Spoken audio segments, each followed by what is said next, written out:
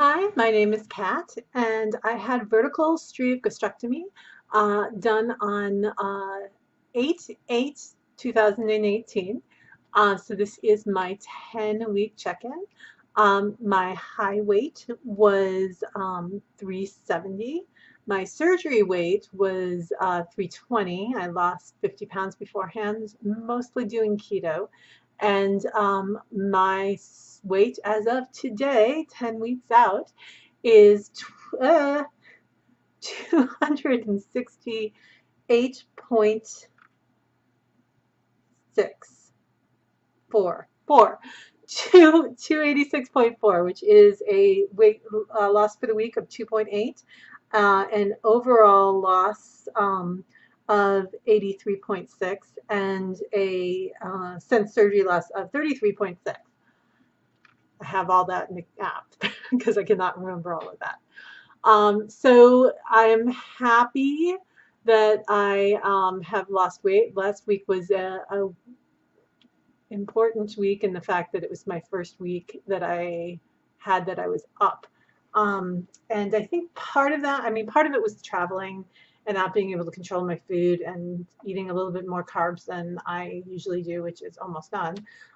But it was also my period. And that's been a new fun exploration. I had uh, for all of you women out there, you do get told, oh, your period goes a little bit crazy after surgery, and I had to go off birth control altogether before the surgery because they don't want you to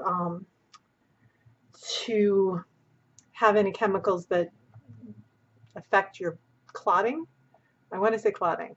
Anyway, so before for the month before, you're not on stuff. And right after, and I was worried I was going to have a period for the day of surgery, and I didn't. But I had it immediately following the surgery. Like I got home, I was home a day and a half, and then I'm like, oh, this is fun. And because I have endometriosis, I do not. I usually take medication to limit the number of actual periods I have, because when you are taking medical intervention like the pill or your other forms of birth control that control it through hormones, you don't actually need to have a period. It's not necessary because you're faking it anyway. It's not a real period. It's just a non-chemical part of the month. So I have it pretty infrequently. So that first period was awful. It just not fun. But I still lost quite a bit of weight, not as much as I wanted to, but it was that first week, and that first week is crazy go nuts. So this is the first time I've had my period since then because shortly, 2 or 3 weeks after surgery, I started using the NuvaRing, and that needs to be refrigerated, and I think it might actually need to be frozen.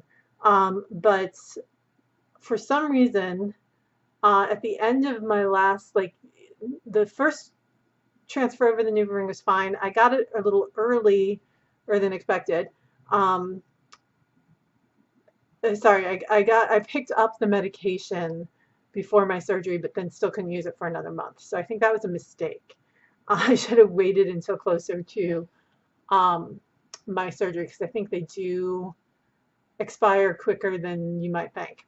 So anyway, I switched over on Saturday. Was my third of the three that were in the pack, and you do 3 weeks on, and like if you're normal, you take it out for a week in between.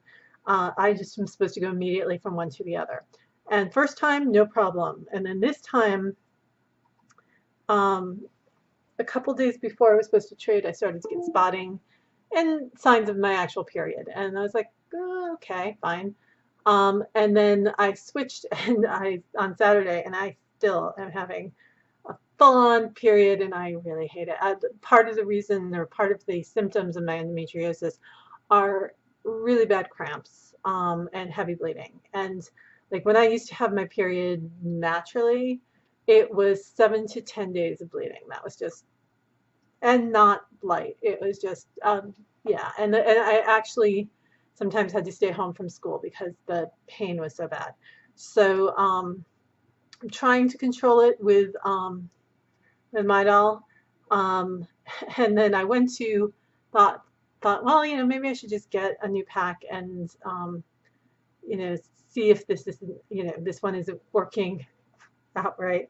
So I went to get my renewed thing, and I'm a Kaiser patient, so Kaiser has an or it's not right, has a web portal that you can reorder your stuff on. And because it is something that needs to be, usually I just have my medicine sent to me at home. Can't do that with NuvaRing. You have to pick it up because it has to be refrigerated the whole time. So that kind of sucks. But anyway, I thought, well, I'm supposed to go to support group tonight, so there's a pharmacy there. I'll go pick it up and everything will be hunky dory. And yeah, it was missing from my list of prescriptions, so I had to call. And when I finally got in and called and talked to somebody, they're like, yeah, that was canceled.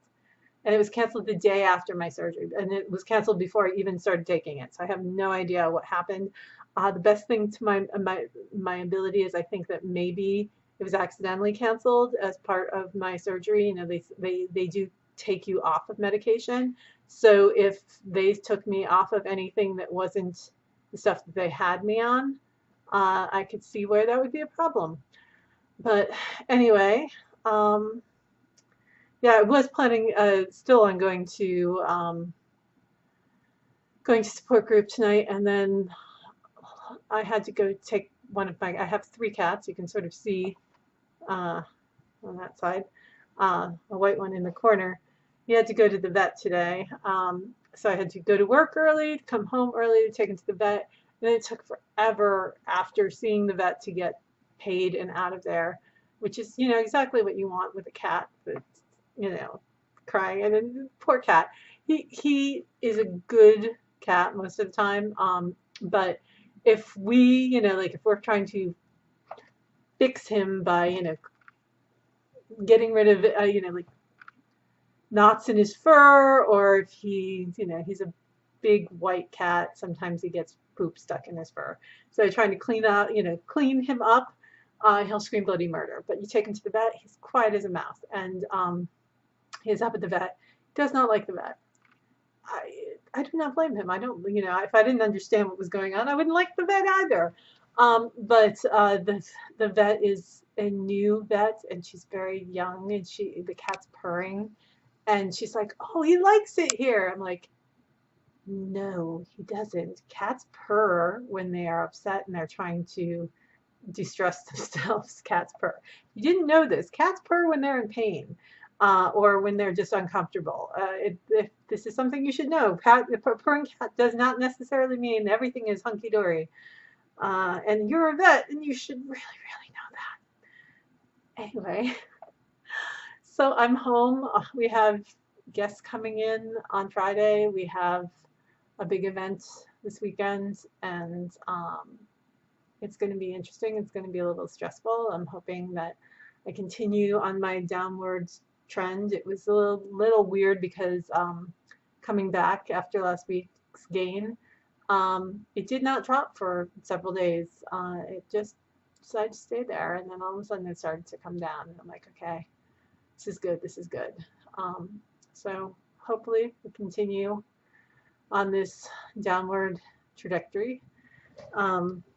It's funny, I started going back and looking at some of the faces of people who I have seen, like I watched their videos, and I have, like, when do they start, when can you really see, like, especially face, like when can you start to see that they've lost weight? And it's crazy to me that I've lost coming up on 85 pounds, and I don't see it in my face. I mean, I do, like, I've had a couple of interesting moments where I, looked over and I'm like, oh, I can notice a difference. Like I think I may have mentioned it last week because I think it happened before I recorded my thing last week, where I was at a store that had a mirror and I looked over and I'm like, oh, that's me. There's less of me, and that's great. And being in a plane and traveling in a plane and being able to fasten my seatbelt with no problem was good. It was funny because one of the seats I fit in a lot better. I guess they were different equipment, but same airline, but one of them I'm like, okay, fine, and the other one was not as fine. Wow, all of the cats are coming up. That one walking in the back there, that was Sadie. Devin was the one I took, and Cassie's the one that I usually have annoying me and wanting love while I record this. But anyway, that's where I am.